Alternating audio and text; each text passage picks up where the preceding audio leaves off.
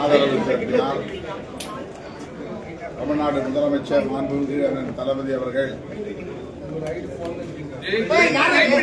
வேட்பாளர் நீதியரசர் சுதர்ஷன் ரெட்டி அவர்களை அறிமுகப்படுத்தி உரையாற்றினார்.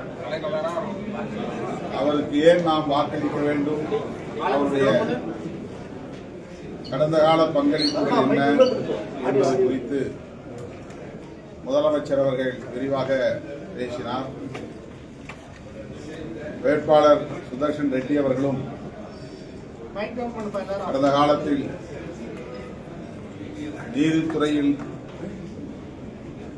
அரசமைப்பு சட்டத்தின் சிறப்பு கூறுகளை பாதுகாப்பதற்காக அவர் ஆற்றிய பங்களிப்பு குறித்து எம்மோடு பகிர்ந்து கொண்டார்.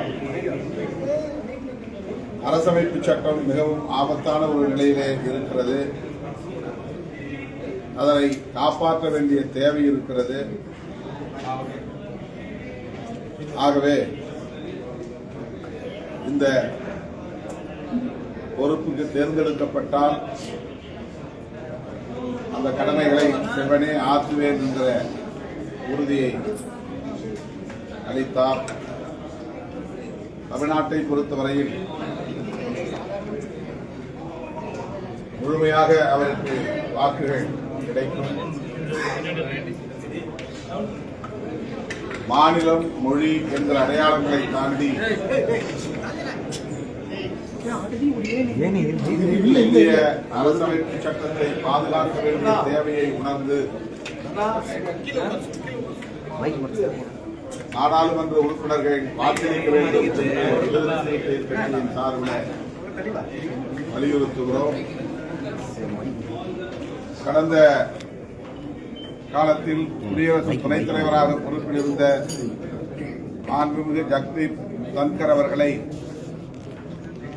கட்டாயப்படுத்தி பதவி விலக வைத்து மேலும் அவரை அச்சுறுத்தி வீட்டு சிறையில் வைத்திருக்கிறார்கள்.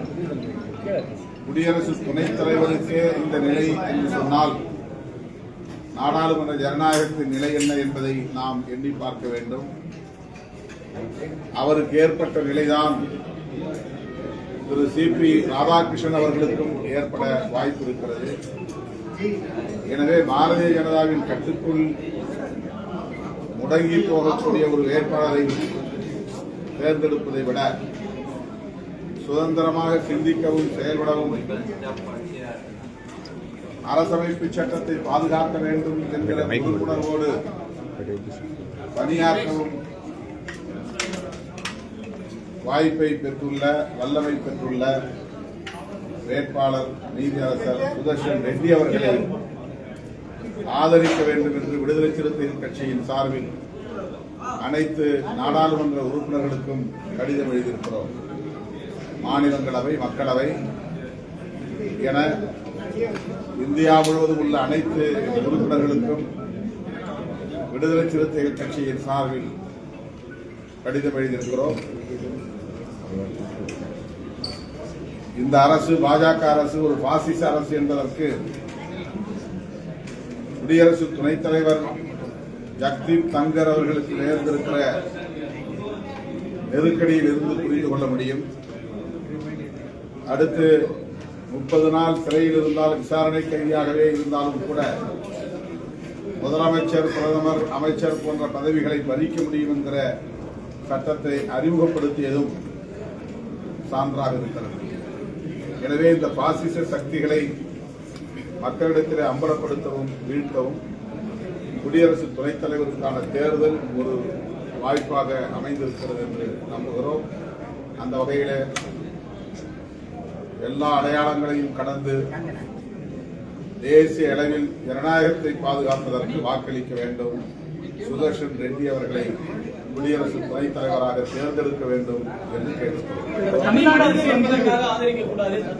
தனி மனிதர் என்பதற்காக ஆதரிக்கக்கூடாது, தத்துவங்களுக்காக ஆதரிக்க தமிழர் என்ற முகமூடி போட்டிருக்காரு சி.பி. ராதாகிருஷ்ணன். உங்களோட பார்வையில தமிழரும் ஒரு ஆலோசனை சொல்றாங்க, தமிழ்நாட்டில் இருக்கிறவங்க தமிழருங்கிற முறையில வாக்களிக்கணும், நீங்க என்ன சொல்றீங்க?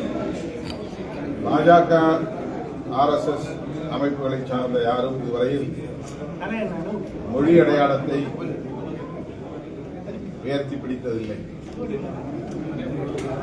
தங்களை தமிழர்கள் என்றவர்கள் ஒருபோதும் பேசியதும் இல்லை, பெருமை பெற்றுக் கொண்டதும் இல்லை. இந்த தேர்தலுக்காக இந்த முகமூடியை அணிந்து வருகிறார்கள். அதைத்தான் நமது முதலமைச்சர் அவர்கள் மிக தெளிவாக தொலைநோக்கு பார்வையோடு சுட்டிக்காட்டியிருக்கிறார். தனி நபர்கள் என்பதை தாண்டி தத்துவம் மேலானது. அந்த அடிப்படையில் தான் குடியரசு துணைத் தலைவருக்கான தேர்தலை நாம் அணுக வேண்டும் என்று சுட்டிக்காட்டியிருக்கிறார். முதல்வரின் இந்த கருத்தை வழிமொழிகிறார். மாநில சுற்றுச்சூழல் ஆணையம் அந்த அனுமதி வழங்கினீங்க.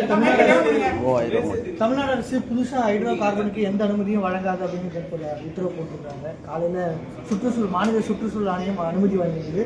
இப்ப அரசு மறுத்திருக்கிறாங்க. அரசு ஹைட்ரோ கார்பன் திட்டங்களுக்கு அனுமதி வழங்கப்பட வாய்ப்பில்லை என்று மறுதளித்திருப்பது வரவேற்க தருந்தது. தொடர்ந்து ஹைட்ரோ கார்பன் திட்டங்களுக்கு எதிராக மக்கள் போராட்டம் ஆங்காங்கே கடந்த காலங்களில் நடந்திருப்பதை நாம் அறிவோம். மக்களின் உணர்வுகளை மதித்து தமிழ்நாடு அரசு, குறிப்பாக முதலமைச்சர் அவர்கள் அந்த திட்டங்களுக்கு அனுமதி இல்லை என்று கூறியிருப்பதை விடுதலை சிறுத்தைகள் கட்சி வரவேற்கிறது. துணை குடியரசுத் தலைவர் பதவியை ராஜினாமா செய்த வீட்டு காவலில் வைக்கப்பட்டுள்ளதா தகவல் வெளியாயிருக்கு. அவர் இப்ப வரைக்கும் வெளியில எந்த வித கருத்துக்களையும் தெரிவிக்காம அமைதியாகவே இருக்காரு.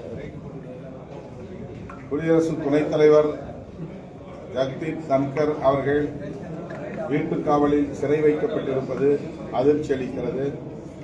அவர் தங்கியுள்ள இல்லத்தை சுற்றிலும் ராணுவ படையினர் சூழ்ந்திருக்கிறார்கள். வெளி உலக தொடர்பே இல்லாத அளவுக்கு அவரை முடக்கி வைத்திருக்கிறார்கள்.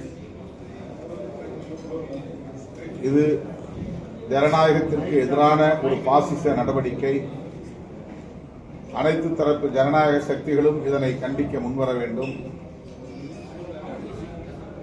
எந்த கருத்தையும் அவர் சொல்ல முடியாத அளவுக்கு நெருக்கடிக்கு உள்ளாகி இருக்கிறார் என்பது கவலை அளிக்கிறது.